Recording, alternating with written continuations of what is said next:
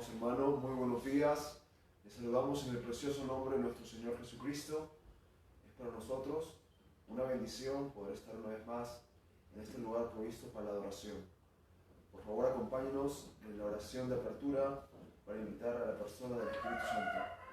Amado Señor Jesucristo, te damos las gracias por una vez más juntarnos en este lugar, en lo cual toda mañana, Señor, buscamos tu santa presencia, para que tu pueblo sea bendecido, porque vida eterna es vivir para otros, Señor. Estamos aquí, Señor, porque reconocemos que todo lo que tenemos es gracias a ti. La vida, este día que nos has dado es gracias a ti. Tu palabra, Señor, es nuestra fortaleza. Por eso que te pedimos que vengas en esta mañana y nos visites una vez más, y que vengas en ese poder divino de tu Espíritu Santo y tomes control de la situación, que tomes control de nuestros corazones, que tomes control de nuestras almas. Te invitamos, Padre Celestial, perdónanos nuestras fallas, nuestros errores. Nos colocamos bajo tu sangre preciosa y miramos a la naturaleza divina en la cual una vez estuvimos juntos. En el nombre de Jesucristo te damos la bienvenida, Espíritu Santo. Amén. Ser como Cristo, ser como Cristo. En un pesebre nació el Redentor. Oh, cómo alegro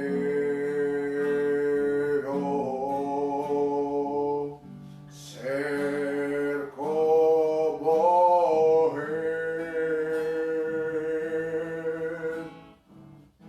De esos virtudes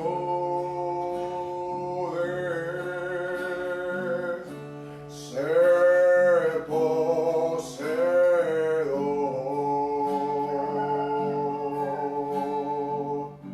Oh, cómo anhelo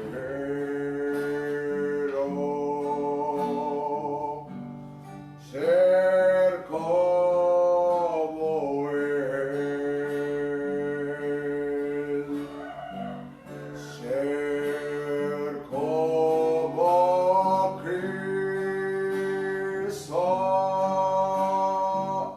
ser como Cristo.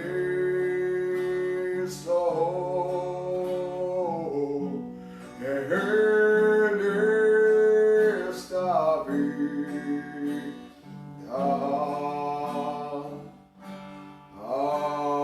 anhelo ser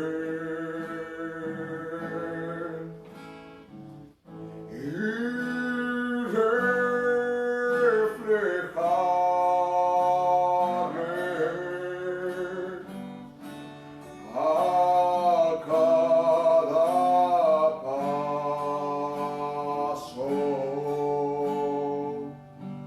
Tan solo anhelo ser como él.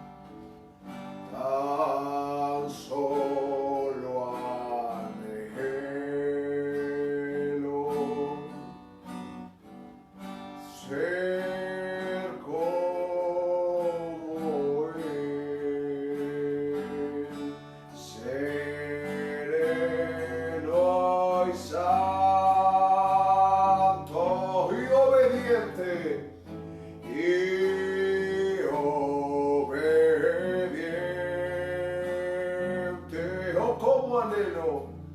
Oh, cómo anhelo ser como Él. Ser como Él.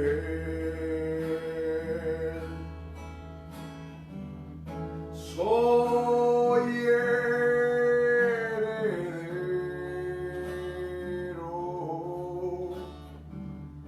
junto con Cristo. Mi petición es ser como Él.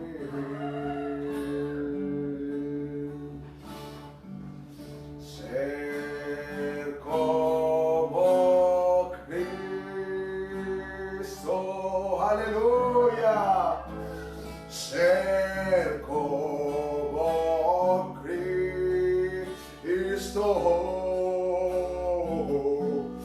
en esta vida. Aleluya. Anhelo ser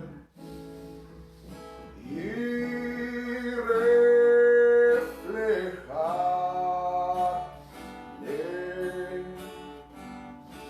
a cada paso.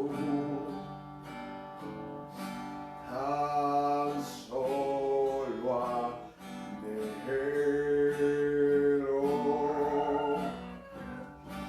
ser como Él. Al entrar aquí, yo siento su presencia y yo sé que el amor habita aquí, porque este es el templo donde Dios habita. En Tierra Santa, en su presencia, parado estoy. Aleluya. En Tierra Santa,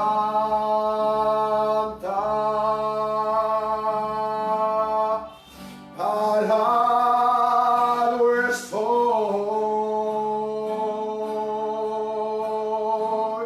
y sé que los ángeles están a mi alrededor. Vamos a alabar, aleluya. Vamos a alabar a Jesús en Tierra Santa, en su presencia, parado estoy. Al entrar aquí, yo siento su presencia y yo sé que el amor habita aquí,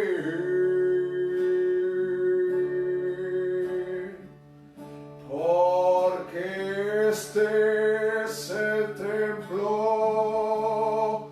donde Dios habita. Aleluya. En Tierra Santa, en su presencia, parado estoy. Aleluya. En Tierra Santa,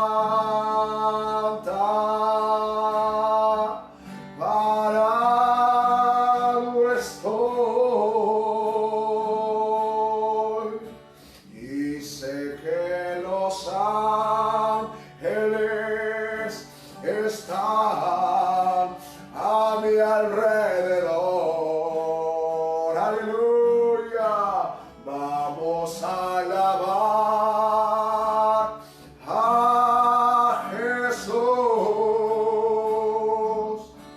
en tierra santa, en su presencia parado estuvo. Qué hermoso es alabar a nuestro Señor Jesucristo. Con este canto daremos paz a la bendita palabra de Dios a través de nuestro pastor Jorge Cavarrossi. ¿A quién iré?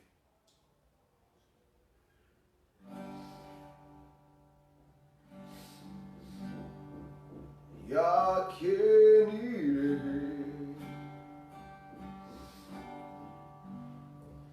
Si tú eres palabras de vida, ¿a dónde correr? No hay dónde correr. ¿A quién iré?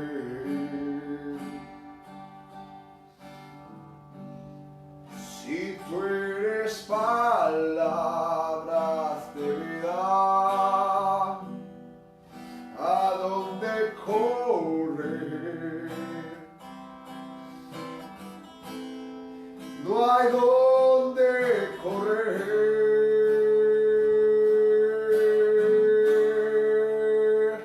He corrido a mi entendimiento, he confiado en la voz de mi corazón, pero me ha fallado, me ha fallado. Oh, ¿y a quién iré? Aleluya. Si tú eres palabras de vida, ¿a dónde correr? No hay dónde correr. He corrido a mi entendimiento, he confiado en la voz de mi corazón, pero me ha fallado, me ha fallado. Oh, entonces corro a la roca eterna, me paro firme en la pura palabra de Dios, que no ha fallado, no ha fallado. Oh, palabras para restaurar, luz en la oscuridad.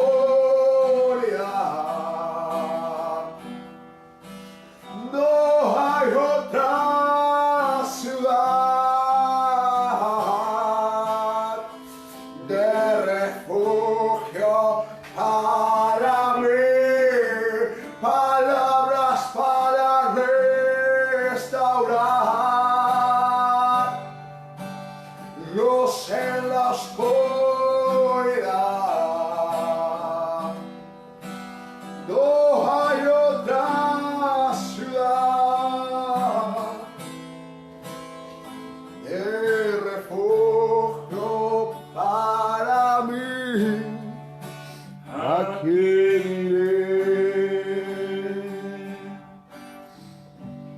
¿A quién iré?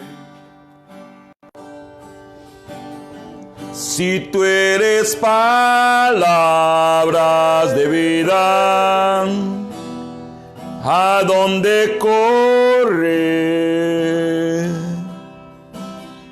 No hay dónde correr. ¿A quién iré? Si tú eres palabras de vida, ¿a dónde correr? No hay dónde correr.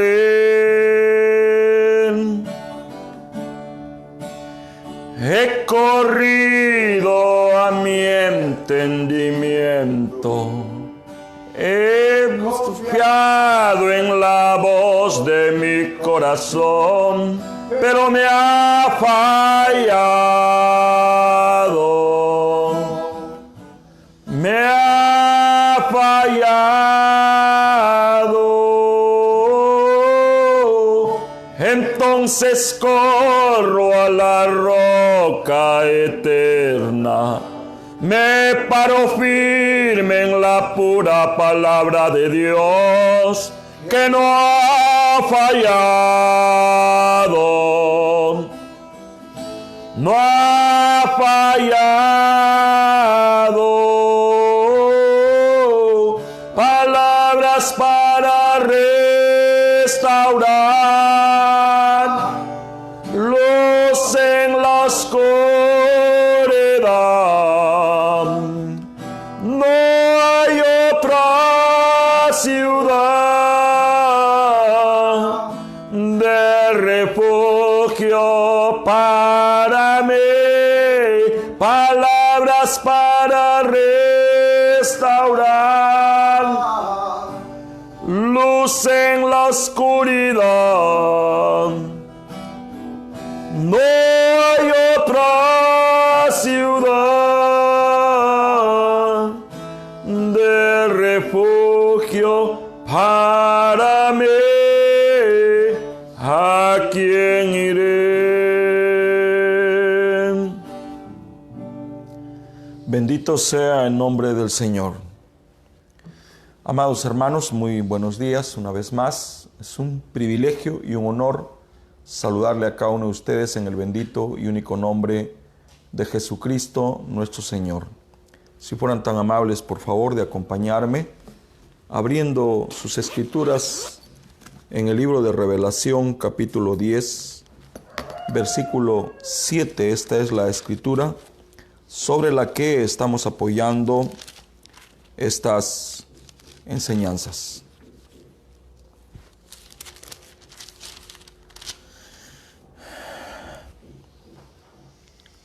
La palabra del Señor dice así: sino que en los días de la voz del séptimo ángel, cuando él comience a tocar la trompeta, el misterio de Dios se consumará, como él lo anunció a sus siervos los profetas. Si fueran tan amables, por favor, Apocalipsis 1:20. El misterio de las 7 estrellas que has visto en mi diestra y de los 7 candeleros de oro. Las 7 estrellas son los 7 ángeles de las 7 iglesias, y los 7 candeleros que has visto son las 7 iglesias. Apocalipsis 3, por favor. Escribe al ángel de la iglesia en Sardis, el que tiene las 7 estrellas de Dios, los 7 espíritus de Dios y las 7 estrellas, dice esto: yo conozco tus obras y que tienes nombre de que vives y estás muerto. Sé vigilante y afirma las cosas que están para morir, porque no he hallado tus obras perfectas delante de Dios. Acuérdate de lo que has recibido y oído y guárdalo, y arrepiéntete, pues si no velas, vendré sobre ti como ladrón, y no sabrás a qué hora vendré sobre ti.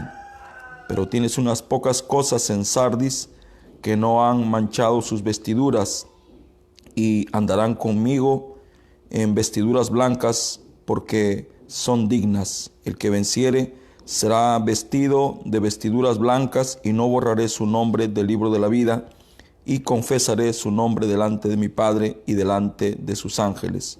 El que tiene oído, oiga lo que el Espíritu dice a las iglesias. Hermanos preciosos, si fueran tan amables, por favor, de acompañarme, cerrando sus vistas, inclinando sus rostros y, si usted gusta, levantando sus manos. Bondadoso Padre Celestial, aquí estamos una vez más, como cada mañana, acercándonos a tu divina presencia con un solo objetivo, y es, Señor, de darte las gracias por tus misericordias, por tu bondad, por el privilegio de la vida y por esta preciosa oportunidad de enlazarnos con tus hijos a través del estudio de tu palabra.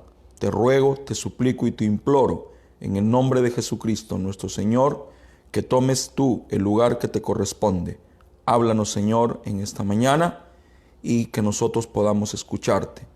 Yo reconozco y sé quién soy, solo un tapete, un don nadie, un insignificante. Eso es lo que soy y yo lo acepto. Al mismo tiempo sé que tú eres el todo. Tú eres el grande, el omnipotente y el todopoderoso. Ahora, Señor, te entrego este lugar, me hago a un lado y si tú quieres usarme como un instrumento, yo estaré muy, muy, muy agradecido. En el nombre de Jesucristo, bendice la escritura que he leído y bendice a los oyentes. Amén. Hermanos preciosos, una vez más, para mí, para mis compañeros, es un grande, grande, grande privilegio saludarles en el bendito y único nombre de Jesucristo, nuestro Señor. Estamos muy contentos por lo que esto significa para nosotros. Significa bastante. Estoy aprendiendo muchas cosas. Una de ellas es que no es tarde para aprender. Todos podemos aprender. Yo creo que Dios puede enderezar jorobados. Dicen que los jorobados no se enderezan, pero escuchen mi voz ahora. Dios endereza jorobados. Quien está frente a usted es uno de esos jorobados que el Señor está terminando de enderezar y yo le doy las gracias a Él por sus misericordias. Una de mis grandes súplicas al Señor durante años fueron que Él me abra el conocimiento de la palabra, que me dé el entendimiento, que active mi memoria. Y era algo muy difícil porque yo tenía que luchar en contra de mis propias costumbres. Yo no sabía que Dios en su infinita misericordia, para cumplir con mi súplica de años, me iba a inspirar a este estudio que hemos iniciado en el mes de mayo. Yo no sabía que este estudio iba a durar tanto. En mi mente yo pensaba o consideraba la posibilidad de que dure 15 días. Yo no sabía que Dios iba a hacer que la emergencia sanitaria continúe y con eso se nos impida congregar, juntarnos y reunirnos. Al no poder reunirnos, juntarnos, al no poder tener contacto directo con el pueblo del Señor, al no poder poner las manos en ellos y ungirlos con aceite, naturalmente yo me sentí un estafador, un completo estafador. Y dije, Dios mío, yo no puedo ganar el pan de balde. ¿Qué debo de hacer? Y el Señor nos dio en el hotel en Miraflores la oportunidad de predicar todos los días. Repito, yo creí que esto iba a ser solamente temporal o que iba a durar un corto tiempo. Yo no pensé que el Señor iba a extenderlo. ¿Y saben qué? Cómo me gustaría que esto continúe hasta el exacto momento en que nos tengamos que ir en el rapto. De mi parte, me siento muy complacido y creo que a esto se van a ir sumando esfuerzos, hombres de Dios. Vamos a ir mejorando con el favor de Dios. Vamos a crecer en el sentido espiritual y vamos a beneficiarnos. Yo no sé cómo agradecerle al Señor Jesucristo por todos los beneficios que Él me permite ahora experimentar. Yo no sabía que iba prácticamente a ser parte de mi hechura el estar leyendo bastante. Y creo que todavía no es bastante. Creo que este entrenamiento tiene que ser más intensivo y yo pueda leer mucho más. y con esto pueda aprender a lo que es leer de línea en línea. Disculpen, hermanos preciosos, si abundo en palabras y no entro directamente a lo que ahora nos está convocando, que es el estudio de las 7 edades de la iglesia. Hemos estado estudiando las 4 primeras edades, Éfeso, Esmirna, Pérgamo, Tiatira. Hemos visto qué los caracterizaba, el mensaje que Dios les dio, el mensajero, el vaso que Dios usó para ellos, el ministerio que se levantó para apoyar a estos vasos. Hemos visto también la bienaventuranza que Dios les daba, al mismo tiempo la queja y también el juicio. Hemos aprendido también que en cada edad ha habido 2 iglesias. Ha habido los creyentes genuinos y los creyentes no genuinos. Hemos visto que cada edad, como en la vida, se ha dividido en generaciones y que la primera generación de creyentes era fuego absoluto. La segunda generación se iba enfriando. La tercera generación era ya casi fría y la cuarta totalmente fría.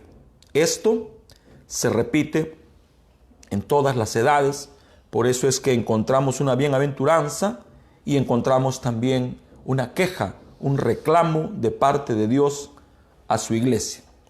Hemos observado y estamos aprendiendo que a través de todas estas edades, Él se revela como la suprema deidad.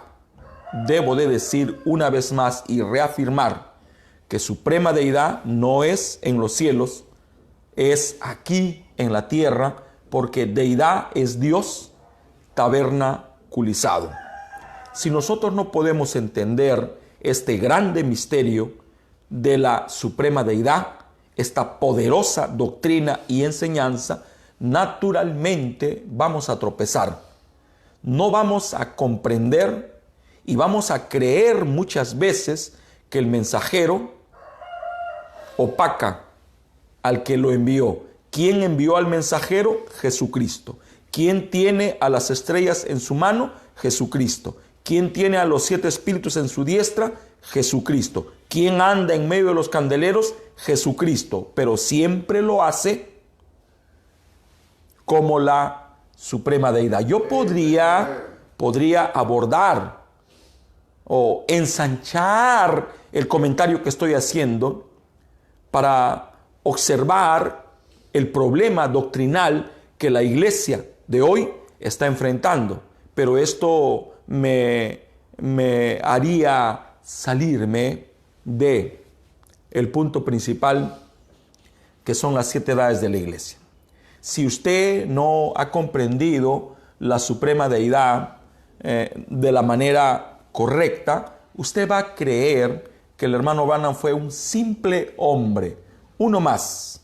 Bueno, él fue un pecador como nosotros, pero no es igual como nosotros.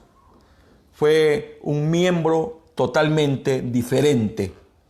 Es el ojo de Dios, el vidente de Dios, es la boca de Dios. Y en el cuerpo, hermanos, no todos son boca. El cuerpo solo tiene una boca. Esto es importante entender. Entonces, si entendemos mal la enseñanza de la suprema deidad, si tenemos una falla en explicarla y en entenderla, vamos a creer que el hermano Branham es uno más. Hermanos, ¿cómo puede ser uno más si Jesús dijo de Juan el Bautista que entre los nacidos de mujer, él era el más grande? O sea, él no era como los demás, él era el más grande. Y no solo era un profeta. Jesús dijo que Juan era un profeta y era una señal. Muy bien, si nosotros malentendemos esto, vamos a caer en el error en el que caen muchos. Vamos a creer que el hermano Branham es Dios. Hay muchos que creen que el nuevo nombre de Dios es Jesucristo. Naturalmente, esa es una doctrina sin pies. No tiene fundamentos. El creer que el nombre de William Marion Branham es el nuevo nombre de Jesucristo, es una doctrina errática. Amén. No es nueva. No es nueva. Sucedió en Canadá cuando el hermano Branham estaba vivo. Él escuchó y se enteró que oraban en su nombre, que hacían las cosas en su nombre. Entonces él renunció al campo misionero un año entero, porque él no iba a estar dispuesto a tomar el lugar de su Redentor, del que lo compró, del que lo salvó. Si no entendemos la suprema deidad como debe de ser, creeremos que es un simple hombre o creeremos que es un Dios. Ni lo uno ni lo otro. Él es un hombre como usted y es un hombre como yo, pero al mismo tiempo no lo es. No lo hagas, Juan, dijo el ángel en Apocalipsis, enseñándonos que a los profetas no se les adora, aunque son la boca de Dios, no son objeto de adoración, porque no son el sol, ellos son una estrella. ¿Y pueden ser una estrella mayor? Sí, Señor. Yo debo de decir esto. En la constelación divina, porque hay una constelación. En la constelación de Dios hay 7 estrellas. Quisiera, por favor, que me comprendan. Voy a tratar de hacerlo mejor. En la constelación de Dios, Dios tiene una constelación. Hay 7 estrellas.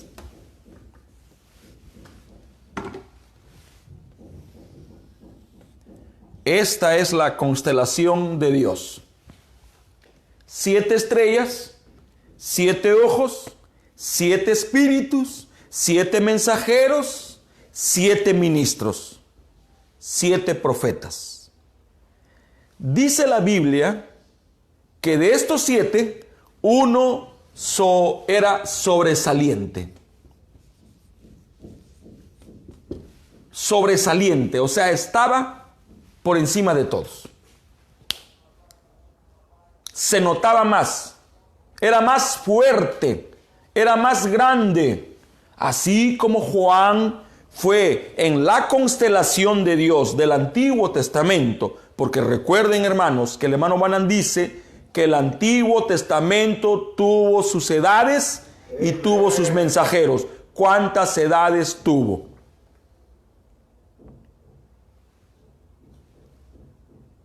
Tuvo también su Pérgamo, tuvo su Tiatira. ¿Acaso Jesús no llegó en un tiempo de mucho protestantismo? ¿Acaso no llegó en un día en que la denominación había tomado control de la iglesia? Tuvo su Sardis, tuvo su Filadelfia, tuvo su Laodicea y tuvo también su precursor, su profeta mayor, que era Juan el Bautista. Entonces, en la constelación de Dios, uno sobresale, pero eso no significa que sea Dios. Cuando yo miro mi mano, naturalmente uno de mis dedos sobresale. Es el que más se nota, es el más grande. Sin embargo, no significa que sea mayor que los demás. No están peleando por posición. Se respetan. Cada uno es perfecto en su posición. En el quíntuple ministerio, el hermano Branham dice que el más sobresaliente es el maestro. Amen. Pero no significa que sea el más grande, porque recuerden que el que amarra la mano es este de aquí. Muy bien, hermanos, no quiero abordar en esto. Estamos mirando la edad de Sardis. Muy bien. Nos quedamos que la edad de Sardis fue un día de mucho laberinto religioso. Fue la edad en que las confesiones religiosas brotaron como hierba. Esto originó naturalmente mucho conflicto religioso. Fue un día de mucho odio religioso. ¿Puede usted creer? Odio religioso. Cuando estoy extrayendo del mensaje a las edades de la iglesia, estos extractos que ahora comparto con ustedes, naturalmente siento temor y temblor, porque solo hay dos polos, el bien y el mal, la verdad, la mentira, la vida y la muerte, el amor o el odio. Entonces, o somos amor o somos odio. Que Dios tenga piedad de mí. El amor en esta edad, por pelear, por contender eficazmente por la fe, era más grande que el amor fraternal. Ellos, por defender su manera de pensar, por defender su revelación, estaban dispuestos, si fuera posible, a destrozar, aniquilar y a desaparecer a su contendor, que no era su contendor, sino su propio hermano. La Reforma, como se conoce a esta edad, sacó a los creyentes de un grande laberinto. Este laberinto era la Iglesia Católica Romana.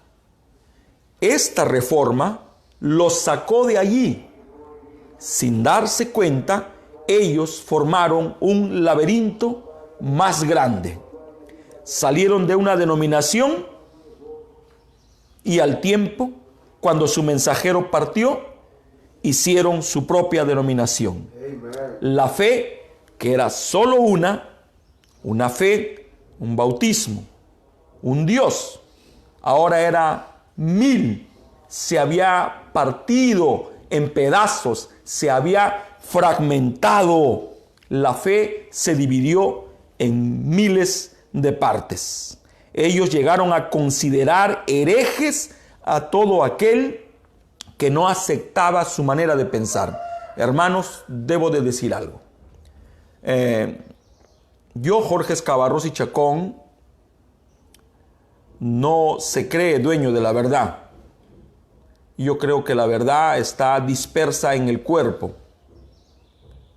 Y creo que la única manera que la verdad esté totalmente junta es cuando el pueblo del Señor entienda que así como se están juntando las denominaciones, la novia tiene que juntarse alrededor de la palabra. Claro está, estoy hablando de los creyentes que nacieron de nuevo y que fueron bautizados con el fuego del Espíritu Santo.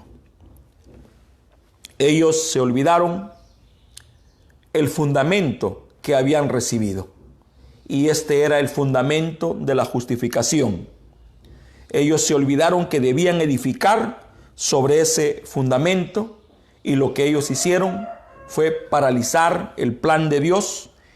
Introdujeron nuevamente la muerte, porque esto era la denominación. Dijo el profeta que la vida solo llega de una manera. Esto me sorprendió. Pero la muerte llega de 1000 maneras. La vida solo llega de una manera y la muerte de 1000 maneras. En Sardis, la muerte volvió a entrar en la forma de una denominación. Solamente hay un Cristo. Sin embargo, hay 1000 anticristos. La iglesia en la edad de Sardis debió regresar directamente a la palabra, pero optó por la reforma. Ella escuchó la verdad. Ella en Sardis escuchó la verdad. Pero ¿qué hizo con la verdad? Tomó la decisión de reformar, de hacer un retoque, de hacer unos pequeños arreglos, cuando lo que en realidad necesitaba era destruirlo todo para volver a comenzar. O sea, un nuevo comienzo un nuevo nacimiento. En esta edad el espíritu denominacional tuvo un grande desarrollo. En esta edad se sufrió el mismo problema que empezó a sufrir la primera edad. ¿Cuál era el problema que enfrentó Pablo y Pablo solucionó? Porque Pablo solucionó el problema. Cuando leí esto, yo entendí algo. Entendí que toda semilla tiene el poder de la resurrección. Toda semilla. Usted puede agarrar un grano de trigo y encerrarlo en un depósito por años en una temperatura ambiente para que no se descomponga o se pudra. Usted puede, a una temperatura correcta, usted puede guardar por cientos de años la semilla de trigo, la semilla de maíz o cualquier clase de semilla.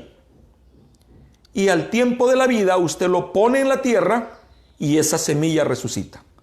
Pero no solo el trigo, no solo la avena, no solo la cebada, también la cizaña tiene una semilla y esta semilla también resucita. Sucede que en la primera edad esta semilla empezó a brotar. ¿De qué semilla estás hablando, hermanos Cavarrossi? La semilla denominacional. Pablo enfrentó a la denominación. Se habían formado 4 grupos. 4 grupos se habían formado. Estos 4 grupos que se formaron eran los que escuchaban solo a Pablo. Y aunque era la verdad, pero se denominaron. El otro grupo eran los que escuchaban a Cefas, a Pedro. El otro grupo estaba encandilado con la prosa de Apolos. Y el otro grupo decía, no, si yo he de quedarme con algo, yo me quedo con el Cristo que fue crucificado y que resucitó. Naturalmente, los 4 estaban mal. Porque si usted se queda con Cristo a la manera que ellos se quedaban, usted contradice la palabra del Señor que va en progreso. Y el mismo Señor que dijo, el que me recibe a mí, recibe al que me envió. El que recibe a quien yo envío, a mí me recibe. Entonces, este espíritu denominacional ya estaba en la primera edad y Pablo la quitó. Pero alguien la volvió a sembrar y 3 días después, Esmirna, Pérgamo, Teatira, en Sardis, esta semilla florece y germina. Y ahora Sardis enfrenta el mismo problema que sufrió la primera edad. La denominación. Allá era una semilla, pero aquí en Sardis ya dio su fruto. ¿Usted cree que el único movimiento en Sardis era el movimiento luterano? Habían tantos movimientos, dice el profeta, que ya no había nombre para ponerles. Ya no habían nombres. El hermano Branham dice que estaban los husitas. Estaban los del partido de Zwinglio, porque Zwinglio era un religioso, pero también tenía su propio partido político. Estaban también los de Calvino, los luteranos y otros más. ¿Qué es esto? La denominación. Esta edad se convirtió en una edad que se partió a pedazos, o sea, se fragmentó. Un fragmento es un pedazo. El cuerpo de Cristo en esta edad se dividió en pedazos y cada pedazo se puso un nombre.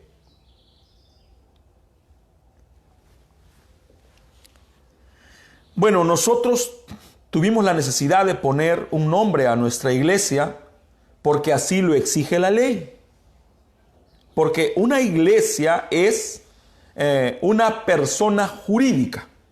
Y cuando uno va a poner a la iglesia ante la ley no reconoce iglesia.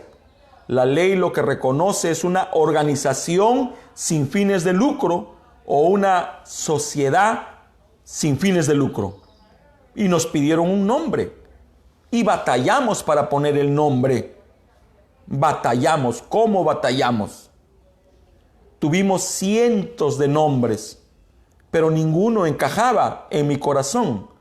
Hasta que un día me encontré con un hermano, Jorge Velázquez. Y cuando lo abracé, conversamos y me dijo: hermano Cavarrossi, qué linda es la sangre de Cristo. Ese es el nombre con el que vamos a escribir la iglesia. Pero yo jamás quisiera que esto se convierta en una denominación. Si Dios demora, escuchen mi voz. Escucha mi voz, José. Escucha mi voz, Jesús Cabanillas. Escucha mi voz, Natanael. Escuchen mi voz, Fabián. Escucha mi voz, Manolito Junior. Escuchen mi voz, Stephanie. Escuchen mi voz, niños. Jamás permitan que esto se convierta en una denominación. Amen. La Iglesia Misionera La Sangre de Cristo no puede salvarle a usted. Si usted pone su fe en esta iglesia que Dios nos permitió fundar hace ya 10 años, usted está completamente muerto. La iglesia no tiene el poder de salvar. Este es el problema que Sardis sufrió, que la iglesia se creía dueña de la salvación. Joseph, escucha mi voz. Jamás permitas. Sé vehemente conmigo. Sé directo, sin perder el respeto y el amor. Jamás ocultes la verdad. Por más amor que me tengas, si observas que me estoy leudando o que me estoy levantando 1 centímetro de la tierra, o que llego a creer que esta es la única iglesia, la iluminada, o los únicos que deben de ser escuchados,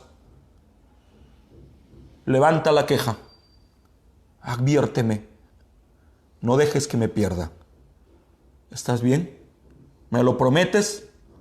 Gracias. Entonces, en esta edad, Cristo se partió en pedazos y a cada pedazo le pusieron un nombre, y con esto estaban muertos, porque la denominación mata la iglesia. Salieron de una organización y entraron a otra. Cuando se organizaron, en ese mismo instante murieron, y esto es lo que me da temor y temblor, porque esta frontera entre la organización y la no organización es más delgada que el filo de una hoja de afeitar. Nos podemos organizar sin darnos cuenta, y al rato nos creemos jerarcas.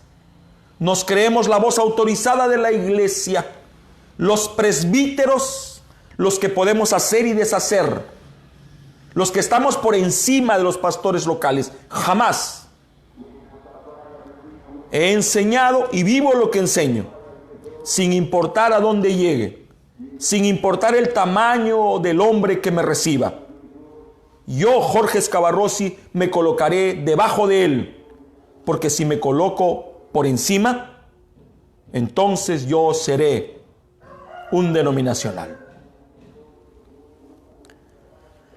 Estos que salieron de esta grande organización, estos que denunciaron el matrimonio de la iglesia y el Estado, estos que protestaron en contra de los abusos religiosos, en contra del vicario, el Papa, ahora están haciendo lo mismo que la mamá, organizándose. Y al organizarse, empiezan a buscar una posición en el poder. ¿Y dónde está el poder? En el Estado. Lo mismo que censuraron. ¿Qué censuraron? El comportamiento de la Madre Iglesia. Lo mismo que rechazaron las injusticias espirituales de la religión y la política. Lo mismo que ellos condenaron, ahora es lo mismo que ellos están haciendo. Por eso es que en esta edad aún el mismo Martín Lutero fue influenciado por el Estado. Igual como Pedro en Gálatas estaba con Pablo y con los gentiles, y sin embargo estaba siendo influenciado por la madre iglesia de Jerusalén.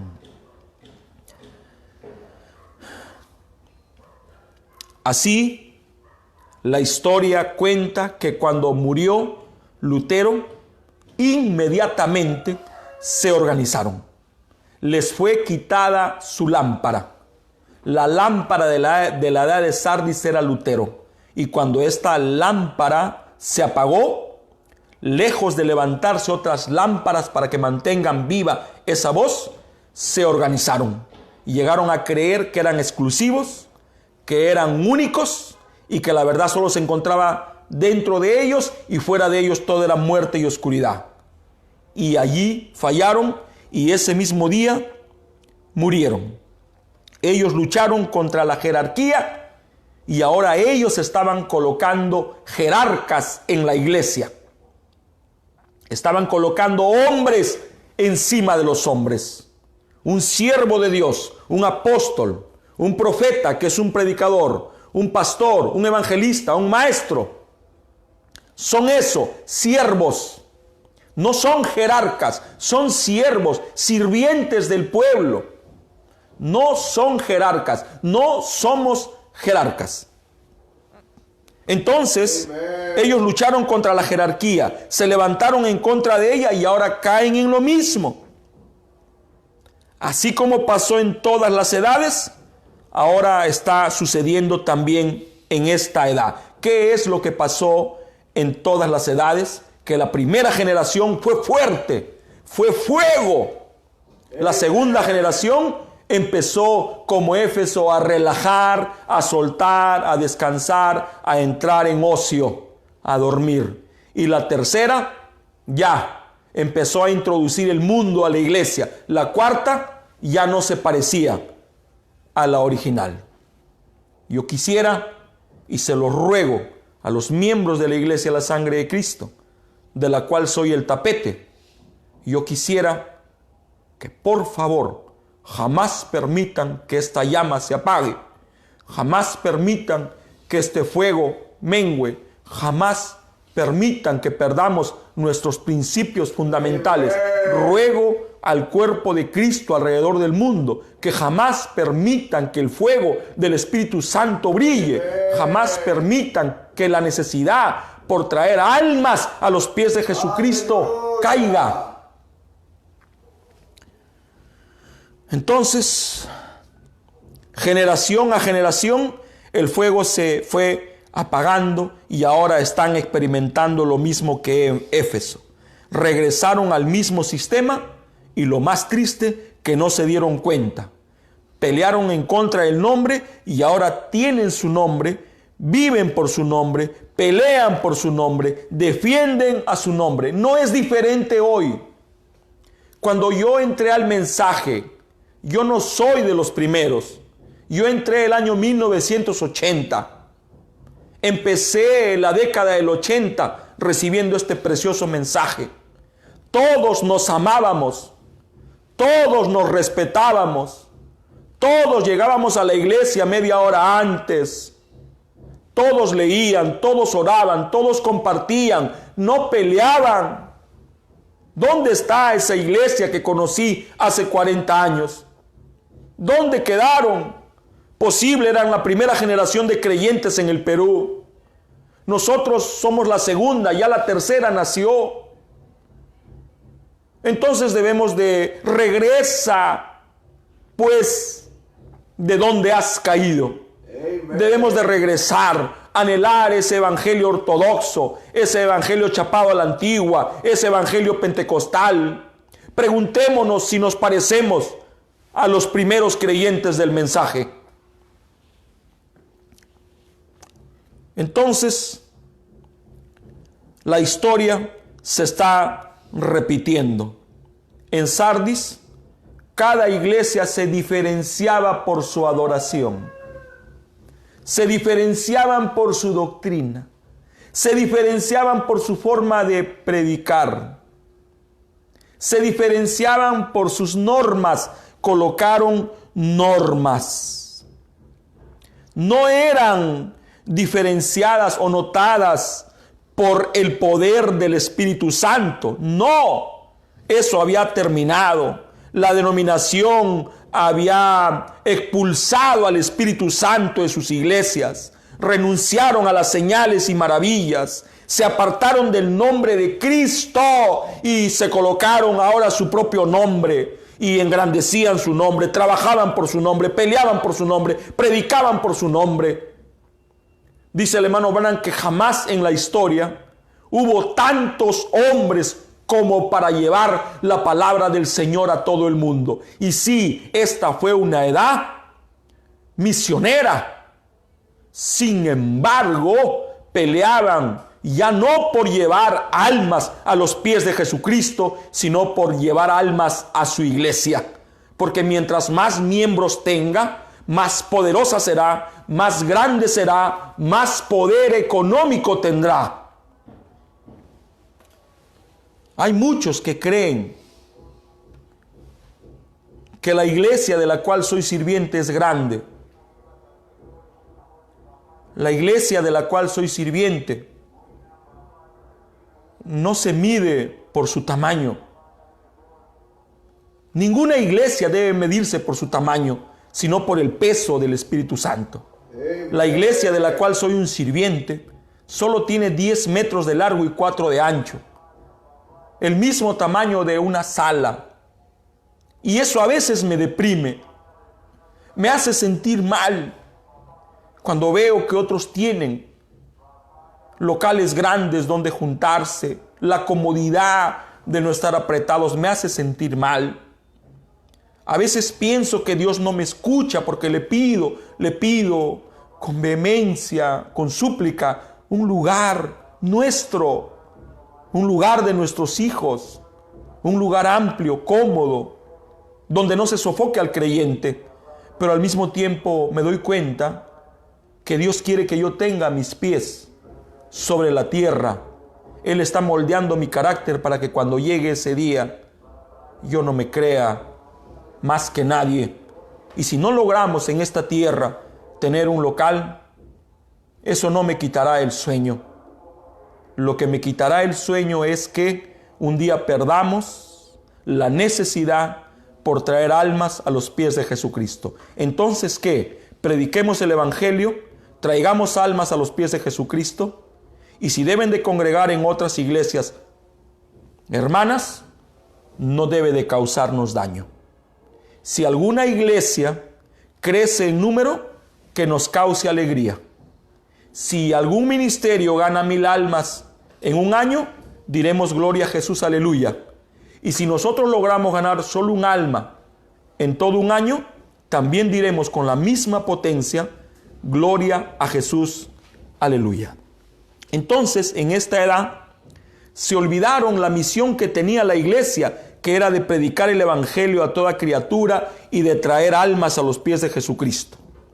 Ahora peleaban por llenar su iglesia de creyentes, y estos creyentes eran denominacionales. Los bautistas con los bautistas, los luteranos con los luteranos, los wesleyanos con los wesleyanos. Cada uno ofrecía lo mejor. Cada uno se decía ser el mejor. ¿Saben qué decían? Nosotros somos la casa de Dios. Y los otros decían, nosotros la puerta del cielo. Nosotros la casa del pan de Dios. Esta es la entrada. No, solo hay un camino. Yo soy el camino, la verdad y la vida. Sardis fue una edad de tragedia denominacional. Este espíritu denominacional causó que cada iglesia tenga su propio manual, que tengan sus propias enseñanzas, sus credos, que edifiquen sus propias oficinas, que al final se convertirían en pequeños gobiernos eclesiásticos. La palabra eclesiástico está relacionada a la palabra clérigo. Y un clérigo es el nombre que recibe un miembro alto de la iglesia, un monje, un fraile, un ordenado, un diácono, un presbítero. Es un derecho eclesiástico. O sea, ¿qué es un clero? Es una persona que recibe una orden sagrada, una posición sagrada. Si Dios lo elige a usted como hombre, no es para arriba, es para abajo. Si Dios lo elige para estar al frente de una iglesia, es no para subir, sino para bajar. La denominación dividió la iglesia en clases. Grey, sacerdotes, levitas, obispos, arzobispos, cardenales, primados. ¿Cuándo se vio eso? En esta edad, ellos empezaron a formar su propio gobierno y con esto echaron a un lado la guía del Espíritu Santo. El hermano Branham enseña que en cada iglesia local Dios lidia solo con un hombre. Entonces, en una iglesia local hay una autoridad suprema y todos, los de adentro y los de afuera, deben de sujetarse a ese hombre, porque ese hombre está sujeto al Espíritu Santo. Entonces, cuando yo llego a una iglesia, sin importar mi tamaño ni el tamaño que tenga el hombre, yo debo de sujetarme a él. Yo debo de decir: hermano, estoy para servirte. Voy a hacer lo que me pidas. Y si no me pides nada, no hago nada y tampoco me molesto. Si me pides que limpie el baño, lo voy a limpiar. Si me pides que me pare en la puerta, me pararé en la puerta. Hermanos Cabarrosi, ¿te pararías en la puerta? Hermanos, yo soy un sirviente. Eso no me hace menos. Ellos tomaron el lugar de la oración y lo sustituyeron por manuales, normas, formas, maneras, y con esto callaron la voz del Espíritu Santo. Esta edad es conocida como la edad de la Reforma. Esta edad contó con un tremendo hombre de Dios. En esta edad el trigo empezó a brotar en la forma de la justificación. Sin embargo, esta edad es severamente reprendida por Dios en vez de ser alabada. En esta edad de Sardis se sembró la semilla denominacional. Esta simiente denominacional los llevó directamente a ser una organización. Los llevó a convertirse igual a la mamá. La madre que tanto rechazaron, ahora ellos la estaban reflejando. Dios abrió la Reforma como una puerta de escape. A través de la Reforma, Dios los separó de la Iglesia Católica. Esta fue una separación no tanto espiritual, fue más política que religiosa, porque recuerden que Lutero era un abogado. La mayoría que se identificó con la protesta, no se identificó con la protesta meramente por lo espiritual, sino como una forma de rechazo al sistema que los estaba dominando y gobernando. Entonces, esa separación no fue 100% espiritual, fue más política. Esta edad de Sardis rehusó el Espíritu Santo, igual como Israel rehusó el bautismo del Espíritu Santo, quedándose en el desierto por muchos años. Por eso dice el profeta que esta edad no es restauración, sino reforma. Amen. En esta edad, hermanos, se logró herir el yugo mismo de la Iglesia Católica. Se golpeó a su jerarca, al Papa.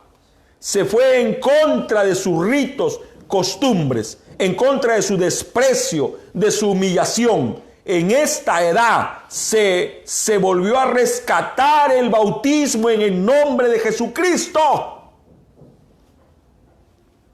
Es tremendo, hermanos.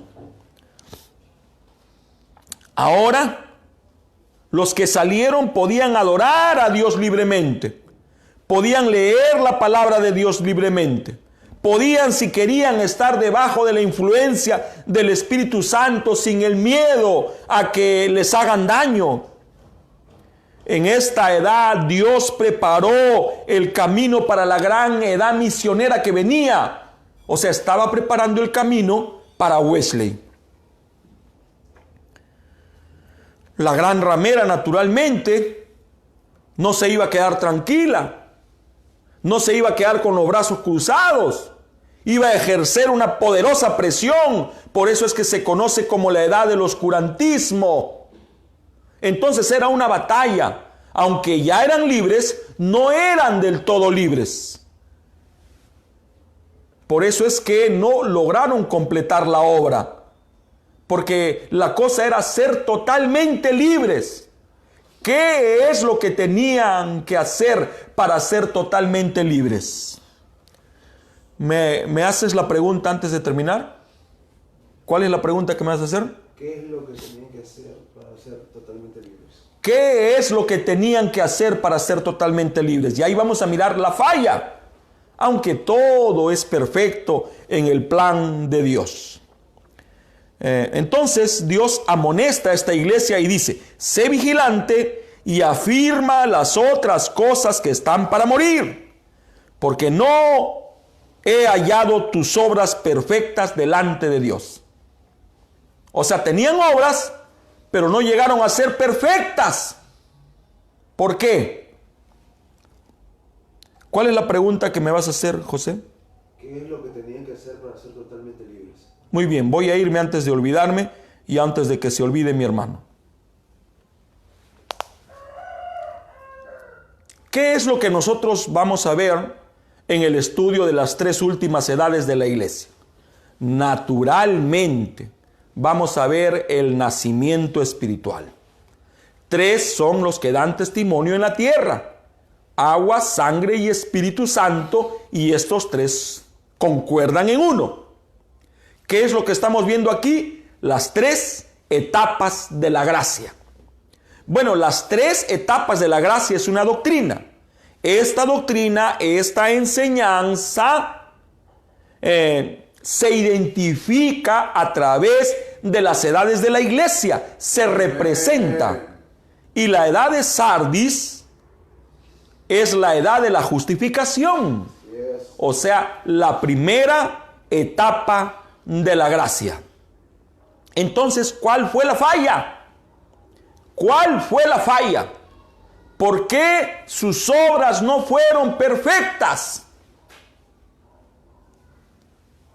Fue porque cometieron el mismo error que cometió Israel cuando salió de Egipto. ¿Cuál fue el error? Quedarse en el desierto, quedarse en justificación. Ese fue el error. Por eso es que la queja: tus obras no son perfectas. Debiste caminar hacia la santificación y no quedarte allí. Debiste buscar con insistencia el bautismo del Espíritu Santo, pero no lo hiciste. Esto para mí es tremendo. Si ellos hubieran hecho eso, hermanos, ellos no hubieran sido la edad de la reforma. Ellos hubieran sido la edad de la restauración. Pero ellos solo maquillaron a la iglesia, solo la retocaron. Vamos a reformar.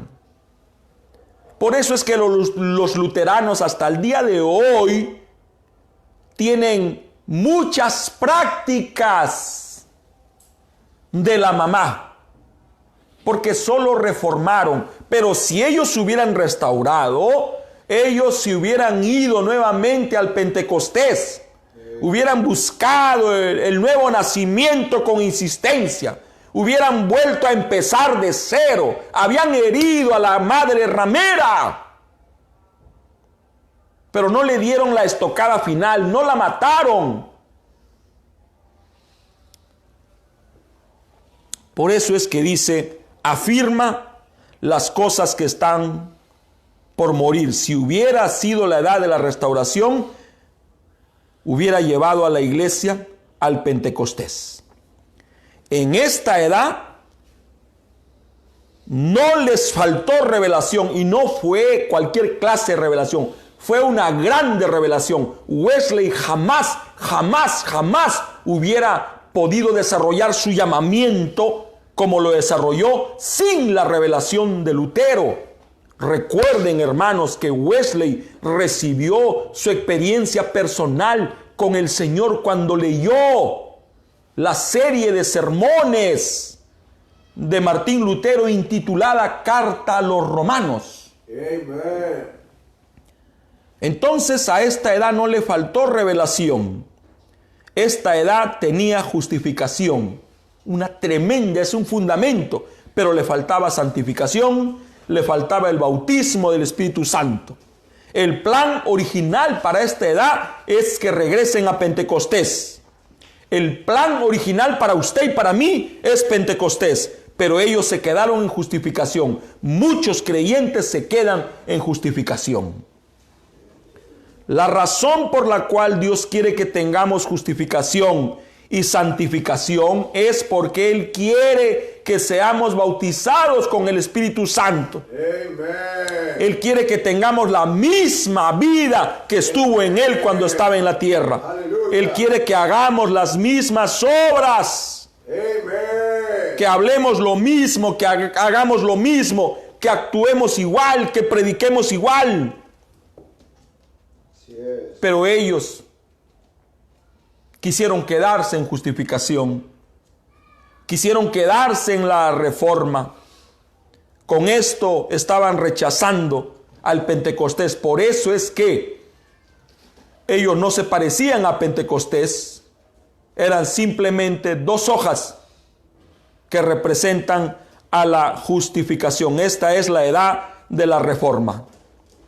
Y aunque le faltaba mucho para parecerse al trigo, descansaba en la promesa. ¿Cuál es la promesa? Yo restauraré, dice el Señor, lo que se comió la oruga, el pulgón, el revoltón y la langosta. Entonces, aquí está empezando la restauración del árbol novia que estuvo en Pentecostés.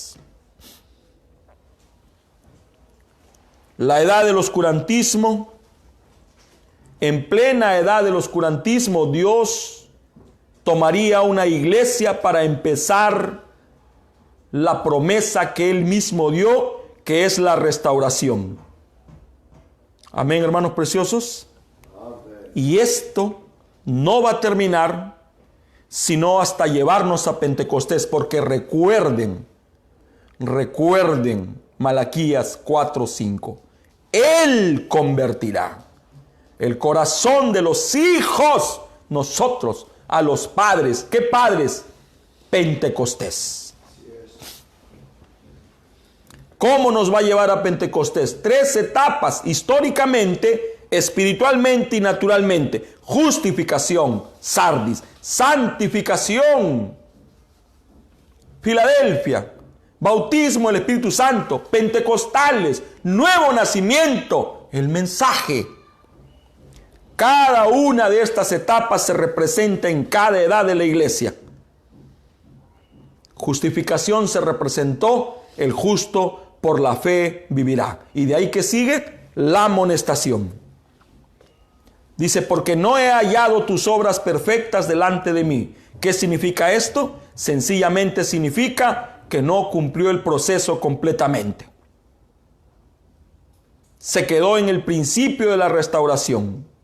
Se quedó solamente en el principio del regreso.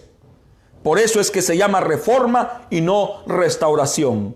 La restauración estaba comenzando, mas solo se encontraba en la primera fase, justificación. Sardis es justificación. Esto significa que la salvación le pertenece solamente a Dios. Por eso Lutero predicó soberanía y elección de Dios. Lutero sabía que todo era por gracia. Lutero separó la iglesia de la jerarquía eclesiástica. Lutero y su mensaje derribó a los ídolos. Lutero puso fin a las confesiones y a los sacerdotes. Lutero denunció al Papa. ¿Qué era esto? Un maravilloso comienzo. Pero el mensaje de Lutero no era para terminar, era solo para iniciar las cosas. Por eso es que su edad no vio la culminación. Esta fue la edad del brote. Está brotando la semilla que cayó a tierra. ¿Los luteranos tenían el Espíritu Santo? Sí, potencialmente. La tenían bajo justificación. Pero esto no va a parar, esto continúa, porque esto es un proceso, el proceso de las 3 etapas de la gracia. Y dice, sé vigilante, afirma las cosas que están por morir. El hermano Branham dice, ser vigilante no significa solamente estar despiertos, significa estar atentos, alertas, vigilen. El peligro está en todos lados. Amén. Establece para que permanezcas. Afírmate. Son 2 mandatos. Estos 2 mandatos imperativos son para que la verdad se establezca y para que no muera. Amén, hermanos. Amén. ¿Qué significa Sardis? Cada nombre tiene un significado. Sardis significa los escapados. Ellos escaparon del poder y la tiranía de la Iglesia Católica. Ellos escaparon de la edad del oscurantismo. Ellos escaparon de la religión, de la denominación. Ellos escaparon del abuso del poder político y eclesiástico. Ellos se levantaron y escaparon de sus opresiones. Ellos fueron perseguidos y con esto perdieron muchas de sus libertades. Y aunque escaparon y llegaron a ser libres, no fueron libres del todo, porque todavía tenían muchas restricciones. Entonces, no fue un escape perfecto, pero era un comienzo, porque Sardis significa los escapados. Aunque no fueron cautivos de nuevo, ellos aún no gozan de una total libertad. Dice, vigilen, vigilen, que no vayan a regresar a lo mismo. Y ahora no es solo para Sardis, ahora es para ustedes, ahora es para mí. Jorge, vigila, vigila que no vayas a regresar a lo mismo. Salieron del cautiverio, pero aún están cautivos potencialmente. Vigila que no vayas a regresar a la misma esclavitud, al mismo dominio. Mantente alerta, vigilante, o perderás la libertad que has ganado. Confirma tu libertad, establécete en la palabra, confírmate en lo que queda. Permanece y asegúrate en la palabra. ¿Lo hicieron? ¿Consideró Sardis la voz de Dios? ¿Hicieron caso a la recomendación? No, no hicieron caso. Pasaron por alto la palabra del Señor. Le faltaron el respeto a Dios. Esa es la razón por la cual Dios pasó por alto a Sardis y llamó a otros hombres para continuar el plan de la restauración. Dios pasó por encima a la edad luterana. Dios pasó por encima a las denominaciones. Lo lamentable cuando una iglesia se denomina, se organiza, esto es lo lamentable y me hace temblar a mí cuando pienso en mí y en la tarea que Dios pequeña me ha dado. Y es que cuando una iglesia se denomina, dice el profeta, jamás se vuelve a levantar. Que Dios tenga misericordia de nosotros. No te olvides, recuerda, Recuerda en qué manera recibiste, en qué manera lo has oído. Asegúralo.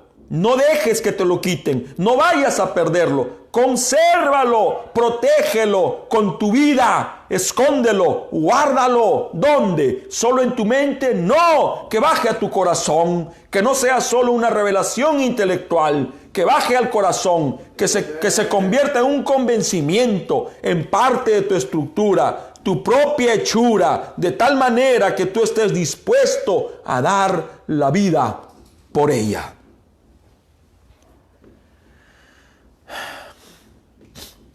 A esta edad, Dios le dio la verdad. Es irrevocable. Les pertenece. Ahora a esta edad de Sardis manifestará con su vida si en verdad retienen la verdad. ¿Qué van a hacer con la verdad que recibieron? Ellos escucharon la verdad. El justo por la fe vivirá. Ellos vieron cómo la verdad retó a la gran ramera y a su líder, el Papa.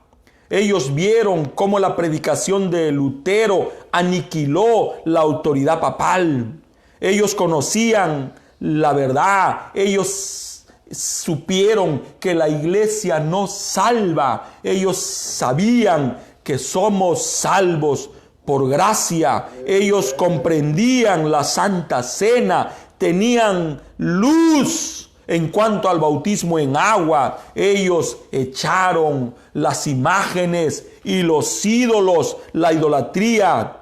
En esta edad, dice el profeta, hubo tantos hombres para difundir la palabra del Señor como no hubo en otra edad.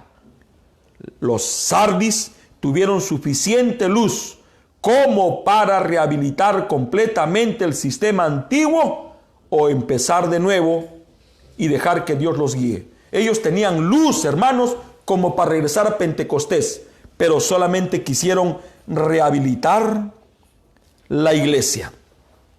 ¿Cómo oyeron el mensaje? ¿Cómo lo recibieron? ¿Qué es lo que hicieron? Ellos escogieron la reforma en vez del nuevo nacimiento.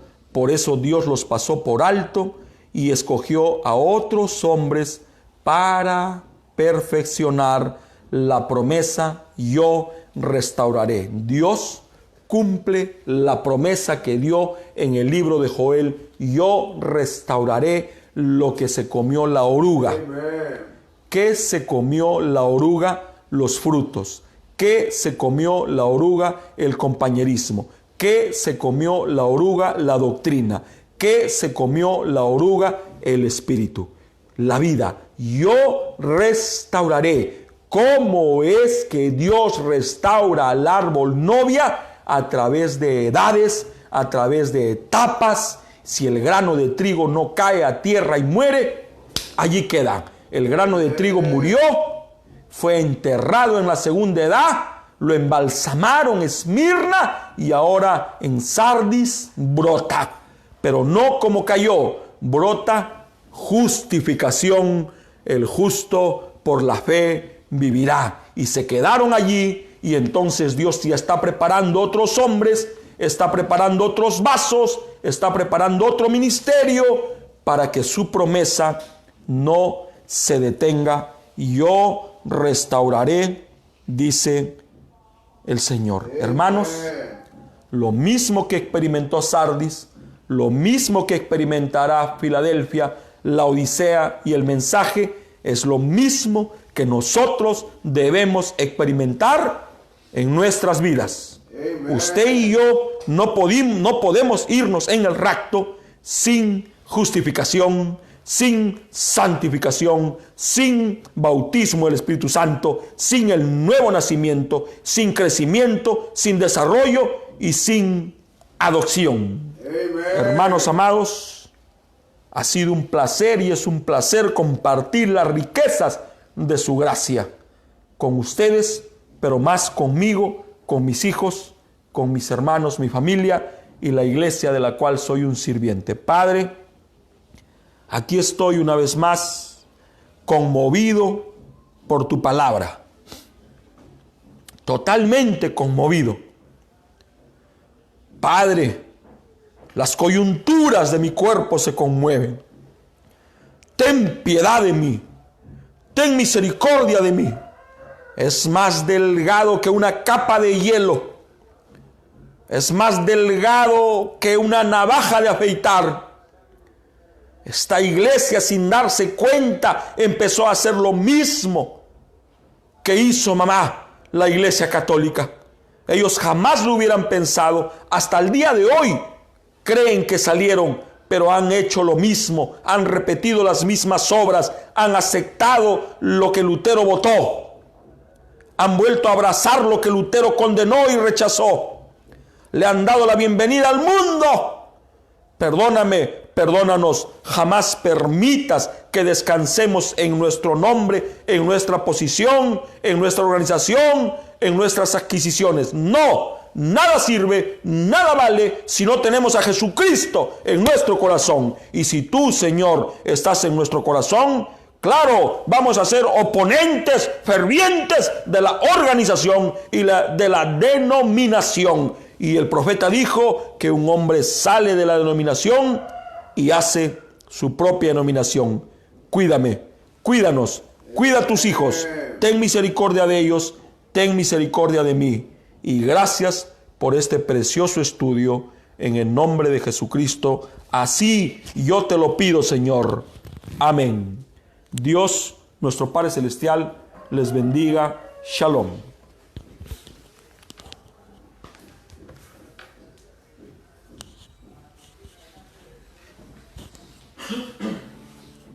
Me dio la vida cuando yo estaba muerto. Vivificó mi ser, me cambió de muerte a vida. Nada mejor me pudo suceder, tan grande como eso, de conocer a Dios, rico en misericordia. Él es Dios, rico en misericordia. Justificó mi ser, después santificólo. Ninguna obra buena pude hacer para yo merecerlo. Todo lo hizo Dios, rico en misericordia. Él es Dios, rico en misericordia. Justificó mi ser, después santificólo. Ninguna obra buena pude hacer para yo merecerlo. Todo lo hizo Dios, rico en misericordia. Ninguna religión, ninguna denominación puede saciar la sed de Dios que hay en tu corazón. Solo el Espíritu Santo de Dios, Él sabe cómo hacerlo. No rechaces a Dios, rico en misericordia. Él es Dios, rico en misericordia.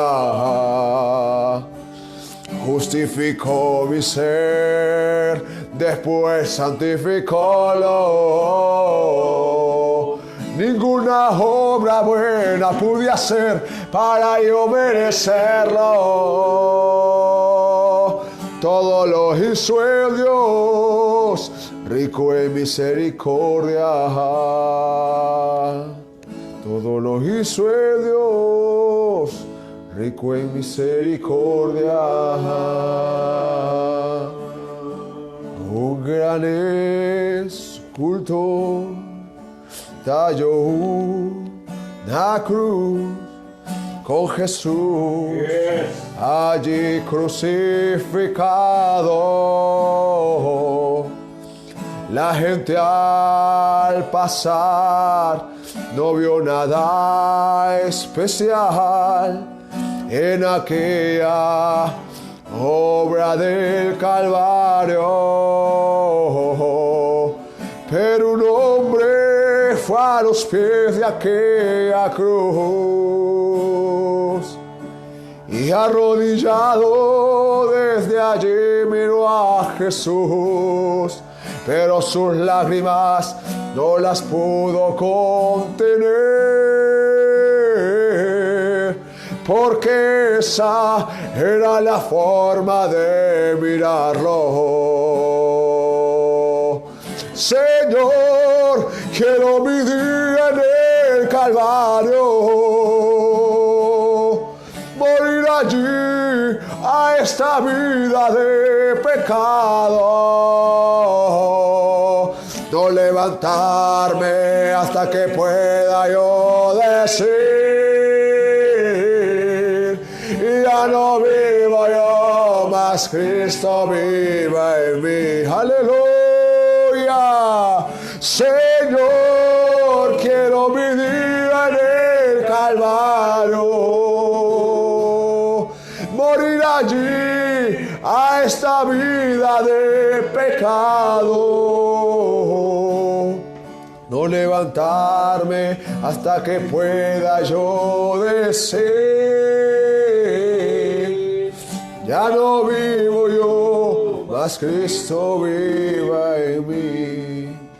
Padre Celestial, te agradecemos por reunirnos, Señor, en esta mañana para escuchar más de tu palabra y que tu palabra haya activado la fe, ese súper sentido que hay en nuestros corazones. Me uno a la necesidad de mis hermanos en salud física, en bienestar, Señor. La necesidad, Señor, de que haya liberación en sus mentes, algún dolor, alguna aflicción, Señor. Sé tú respondiendo la oración, Señor, por nuestras necesidades, Señor. Renuévanos cada día con tu palabra, Señor. Tu Espíritu Santo sigue trabajando. Tú eres el gran restaurador, Señor Jesús, a través de tu palabra, Señor, a través de la voz de Elías, Señor. Has restaurado tu palabra, Señor, y nosotros como creyentes creemos en tus promesas, creemos que tú eres fiel. Escucha la necesidad de tu pueblo. Me uno a esta oración por las necesidades de los enfermos y afligidos. Ten misericordia de aquellos que están en los hospitales, que están sufriendo. Ayúdanos a valorar la salud y el bienestar que tú nos das. Asimismo te pedimos por las ofrendas, Señor. Gracias por proveernos. Gracias por el trabajo. Gracias por las fuerzas que nos das. A los hermanos que salen a trabajar cada día, protégelos, cuídalos, Señor. Cuídalos de este demonio, de este virus, Señor. Y tú siempre sé nuestro protector. En el nombre de Jesucristo te agradecemos y bendecimos. Amén. ¿Quién es por nosotros que al enemigo vencerá? Jehová Nisi, la bandera, la victoria nos dará. Sol. ¿Y quién es por nosotros que al enemigo vencerá? Jehová Nisi, la bandera, la victoria nos dará. Él es fuerte en batalla y poderoso general. No ha perdido ni una guerra, ni jamás la perderá. ¿Y quién es por nosotros que al enemigo vencerá? Jehová Nisi, la bandera, la victoria nos dará. Oh, Él es fuerte en batalla y poderoso general. No ha perdido ni una guerra, ni jamás la perderá. Aleluya. Y aunque a tu diestra vengan miles, el enemigo contra ti, Jehová Nisi es bandera, que se levanta para ti.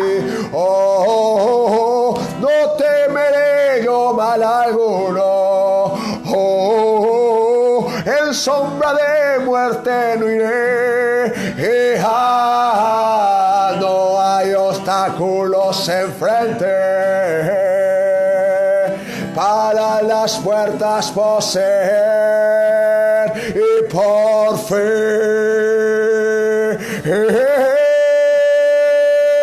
¿Y ¿quién es por nosotros? Ya el enemigo vencerá. Jehová Nissi la bandera, la victoria.